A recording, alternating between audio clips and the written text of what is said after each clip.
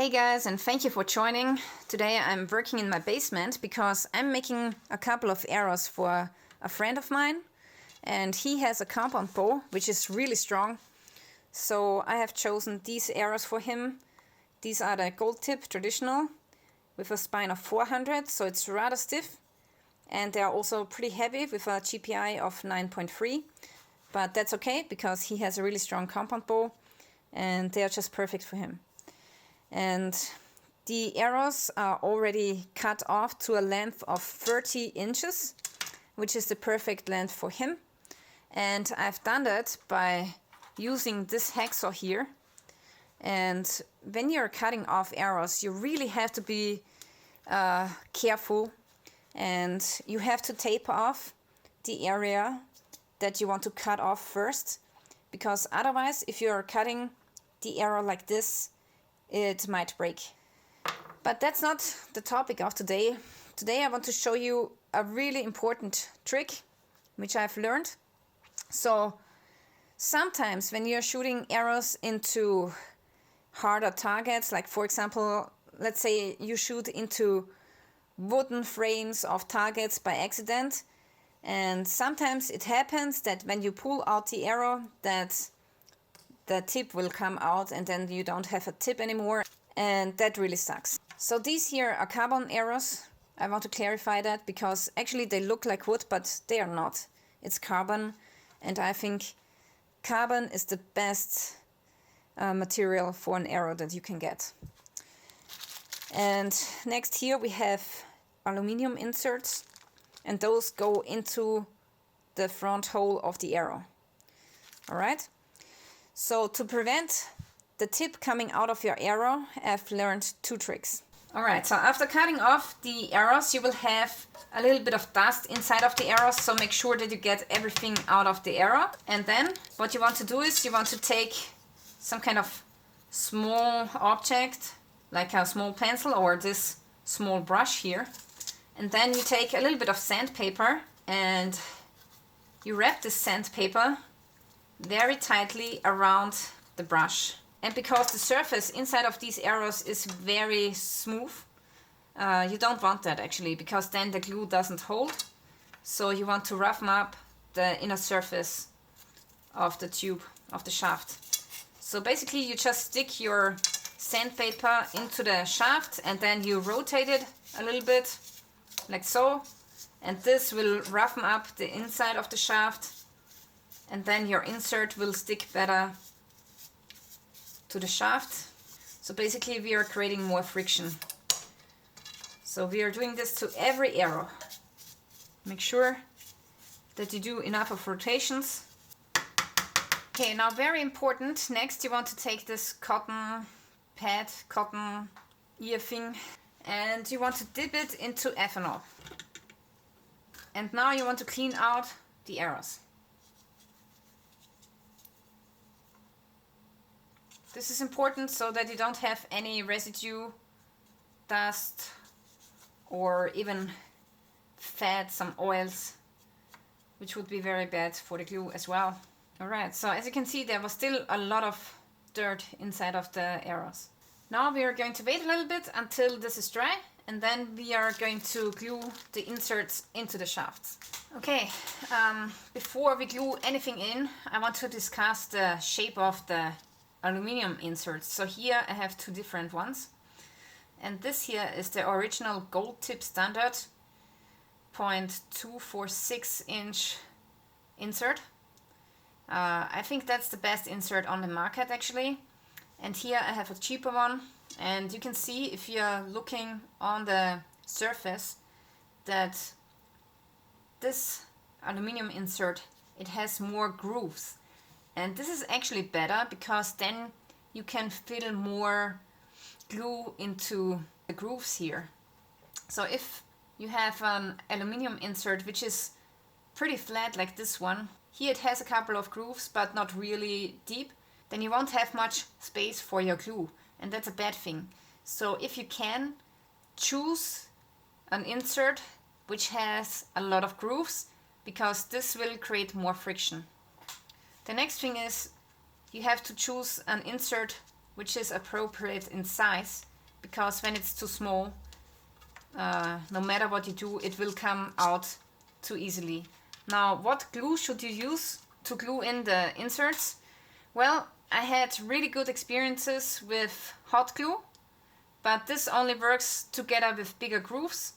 I've also tried it with this insert, but here there's not enough of space, and it didn't work well with the flat inserts. So this hot glue thing only works with deep grooves, and you have to get a lot of hot glue around the insert. Yeah, all of the tips that I've glued with hot glue never came out again when I was using the right insert. So this is the glue that I will use today as well.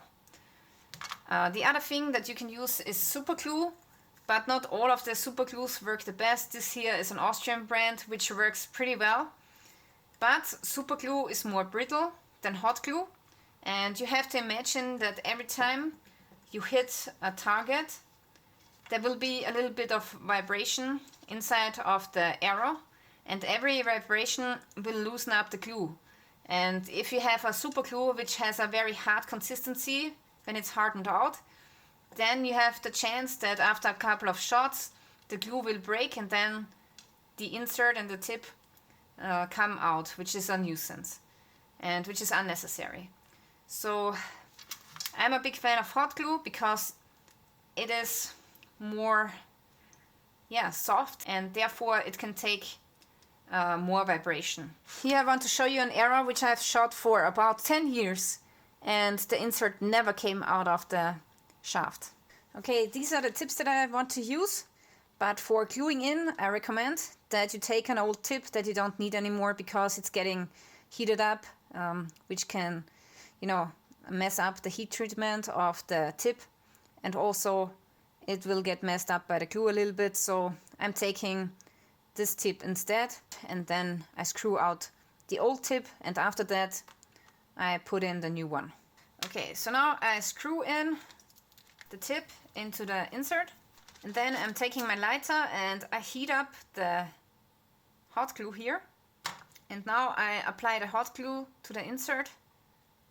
Make sure that it's covered well and that you have enough of hot glue in the grooves. That's the most important thing. Okay, now our insert looks like this, and then we stick it a little bit into the arrow shaft.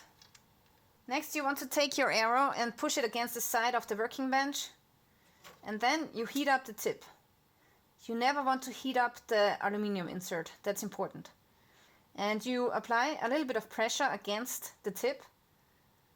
So I try to push in the shaft into the tip here, but the force should be only very little.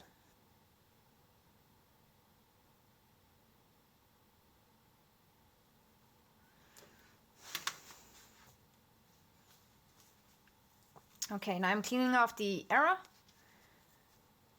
and we will let cool down the glue here. Alrighty, so next I want to show you how I put on feathers, fletching onto the shaft. So first I set the knocking point in the right position. I want to have the traditional writing here at the left side of the arrow. And now I just put in the arrow into the fletching device like this.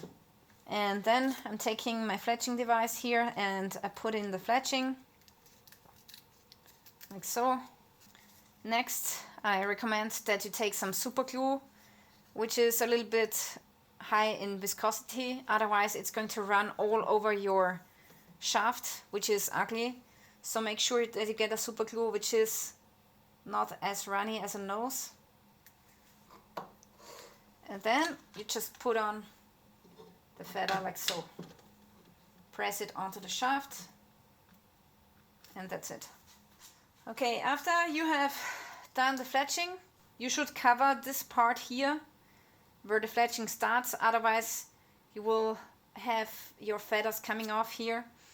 So there are several different ways how you can do that. You can take an isolation tape, which is the fastest one, or you can bind on some cordage, which is a more traditional way. Or the best way, which I think is the most practical solution, is that you take shrinking tube.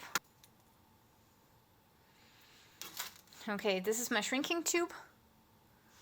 And now I'm going to take the arrow, feed it through.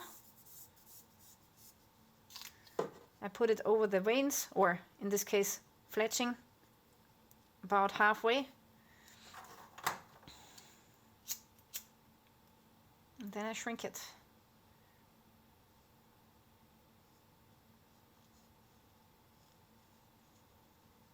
And I'm also going to take out the white knocks because I think it doesn't look good.